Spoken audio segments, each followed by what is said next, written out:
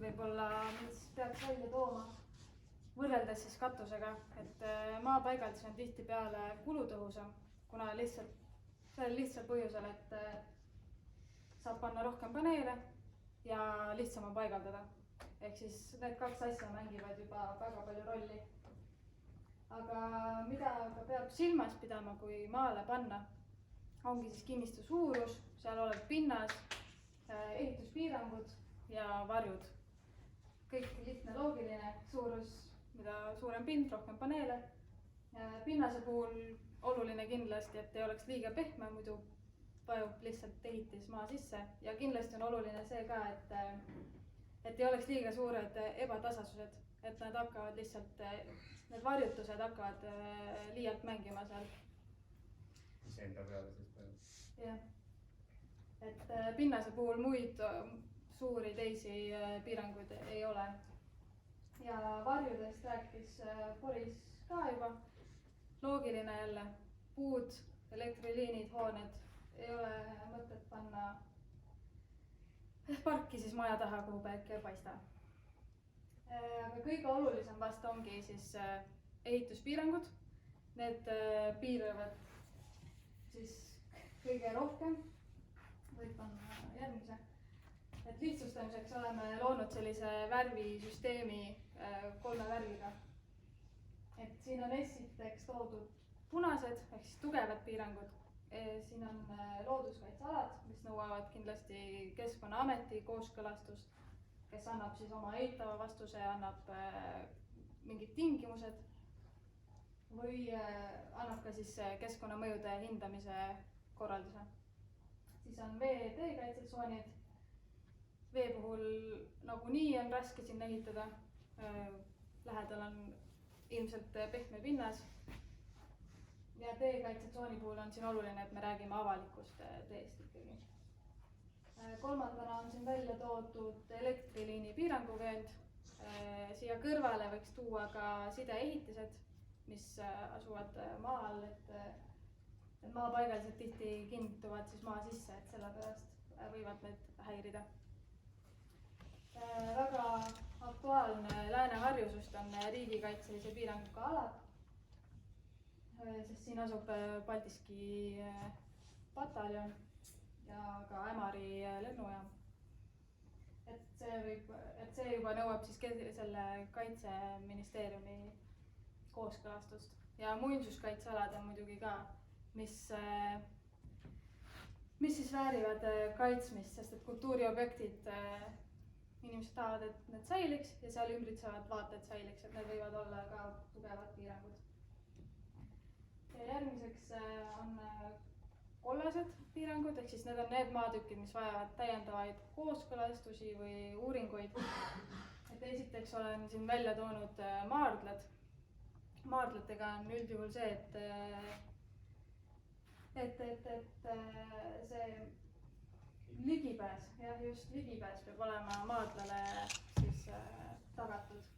Et üldjuhul päiksepargid, neid käsitletakse kui ajutisi ehitisi, ehk siis ei tohiks olla probleeme. Väärtuslikud maastikud. Siin võib juba oluliseks tulla need visualiseeringud, et kuidas mõjutab see maapark juba vaadet. Maaparandussüsteemid. Jällegi, suur osa maaparandussüsteemist asub maa all, ehk siis peab kindlalt tegema uuringud, kus asuvad need treenid, sest vastasel juhul, kui sa kinnitad pargi maasse ja treen saab kahjustatud, on sinu krunt võib olla üle ujutatud, on ka naaberkrundid üle ujutatud, et kindlasti pole mõtet sellega riskida. Väga tuline teema on muidugi väärtuslik põllumaa. Lääne-Harju omavalitsusega oleme rääkinud ja nemad on öelnud, et nemad kaasavad siinkohal siis Põllumajandusameti just, et kellega siis konsulteerida, et kas on ikka väärtuslik põllumaa, et ei saaks ikkagi need viljakate muldadega põllumaad ära kasutatud. Ja viimaks on siin toodud roheline võrgustik, see on eelkõige siis oluline loomadele, et nad saaksid liigelda vabalt ja need jäetaks kuhugi ühte kohta lõksu. Ja kui kõik on vaadatud, siis jõuamegi roheliste ehk piirangutest vabade maatükkideni. Ja sellega seotult olemegi ka analüüsinud kõiki müügil olevaid krunte ja teada saime, et Lääne-Harjus on 5 sellist müügil olevat vabade või piiranguteta maatükki. See on siis arvesse võttes neid eelnevaid piiranguid. Ja mainiks veel, et neid on mitu tuhat, mingi 2770 erinevat sellist müügil olevat objekti, millest siis paarkümmend on sellised, mis tegelikult sobivad, et see on tegelikult päris hämmastav, kui paljud krundid jäävad nende piirangute alla, mis ei sobi päikesepargi ehituseks. Väike, mis sobib.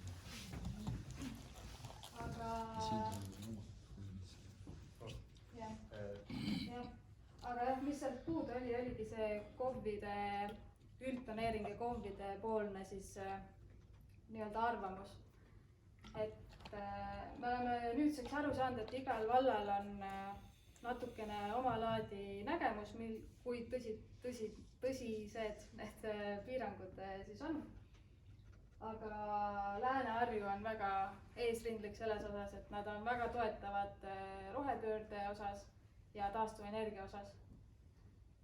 Et mida ma siin olen välja toonud, ongi mida Lääne-Harju siis, millest Lääne-Harju põhiliselt lähtub. Et sellised põhilised aspektid, et dokumentidest kindlasti vaadatakse üldplaneeringut maakasutuse osas. On öeldud, et tiheasustusala ei ole sobilik maapaigalduseks või siis väga äärmisel juhul peaks olema tootmismaa või siis ärimaa. Kui aga tahad teha elamu maale ja elamu tarbeks, siis valla inimesed on öelnud, et ei ole vaja vahetada seda sihtotstarvet. Et kui sa tõestad ära, et see park on täpselt sinule, sa ei teeni selle pealt suurt kasumit, siis sa ei pea seda muutma sihtotstarvet. Metsaosa on vägagi selge. See ei ole ainult Lääne-Harjus, see on väga paljudes kohtades Eestis, et metsa ei soosita. Et pole mõtet metsa maha võtta, et sinna päiksepark teha. Nagu juba öeldud, Kaitseressursside Ameti piirangud on Lääne-Harjus väga-väga olulisel kohal. Et sealt peab saama kindlalt kooskõlastuse, et inverterid ei segaks mingisuguseid radareid. Et alade puhul ka, et ei oleks kuskil kaitseväe või tähendab riigikaitselistel aladel. Ja viimase punktina olen toonudki välja, et mis puutub nüüd väärtuslike põllumaadesse, maastikesse, rohelistesse võrgustikesse, et KOV-id ikkagi ja ka Lääne-Harju jätavad endale selle kaalutluskoha, et ei ole kunagi selget vastust, et nüüd see krunt ja väärtuslik põllumaa ei sobi ja see nüüd kindlasti sobib. Ja kui sobivat katust või maapinda ei ole, siis muidugi saab naabrid punti võtta. Loodetavasti varsti on ka see meede aktuaalne, et saab ka kohaliku omavalitsuse punti võtta. Et teha kogukonnana siis toota taastuvenergiat. Ja siia katusele üks lõpuks ehitada. Ja õnneks teist olid ka soovijaid koos ehitada päikeseparki kogukonnana, mis on väga-väga hea uudis, et on huvilisi selles vallas. Et see tasub meeles pidada, et tegelikult ei pea endal olema hea katus või krunt. Et kui naabril on kuskil ääres olev ala, siis seda saab ka jagada. Jah, täpselt. Ja kõige olulisem võib-olla nii paljudegi jaoks siin on siis need liitumisvõimalused. Kui tahta liituda ja kui tahta toota osa toodangust võrku, siis peab kindlasti tegema liitumise. ja sellega seoses peab maksma liitumistasu. See tasu sõltub siis sinu ümber olevatest tarbijatest, kui palju neid on ja samuti sinu ümber olevast siis võrgu seisukorrast. Mida meie aga vaatame? Me lähtume elektrituruseadusest, mis ütleb, et otseliini saab vedada kuni 6 kilomeetri kaugusel asuva elektripaigaldiseni. Ehk siis, kui see elektripaigaldis asub sellest raadiusest kaugemal, siis peaks juba seda taristut lähemale tooma ja ehitama siis ise selle elektripaigaldise. Ja see ei pruugi olla enam väga kulutõhus. Et sellepärast jah, me üritame seda vältida. Need elektripaigaldused on salajaamad, mis võivad väga kulukad olla ja enam ei ole mõistlikud. Ja mõned elektriliinid võivad ka seda võtta.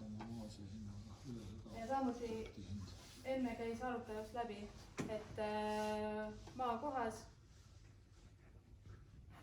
oli 1 kilomeetri kaugusel oli alajaam, aga see võib olla ka see, et su toodang on lihtsalt nii väike, et sul ei tasu ära teha 1 kilomeetrilist kaabeldust paigaldiseni. Et see on niisugune sõltuv, jah.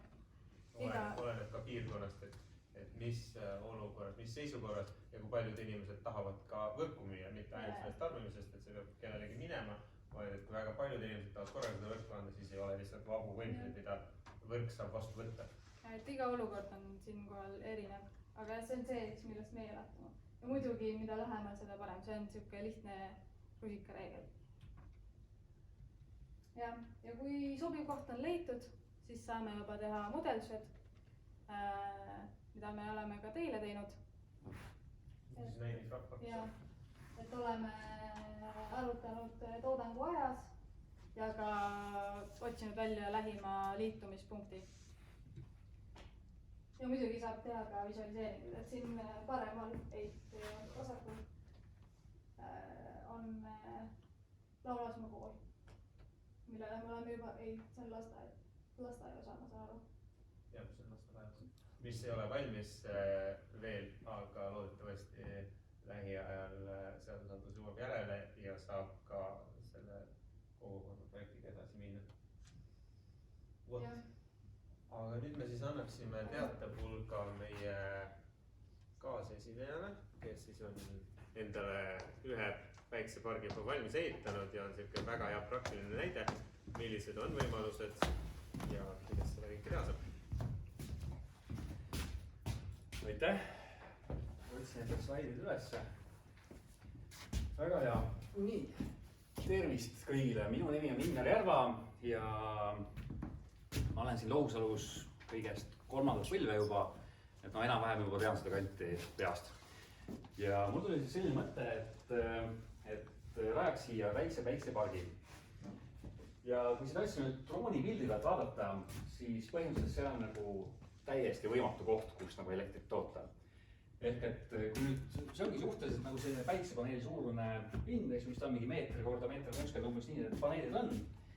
Ja kui me katame selle paneeli siin ära umbes nii palju, siis selle 10% katmise tõttu muutub siis selle paneeli tootlikkus samuti 10% peale. Ehk kui ma võtan niimoodi ära, praegu 100% tootlikkus, võtan niimoodi, praegu 10%.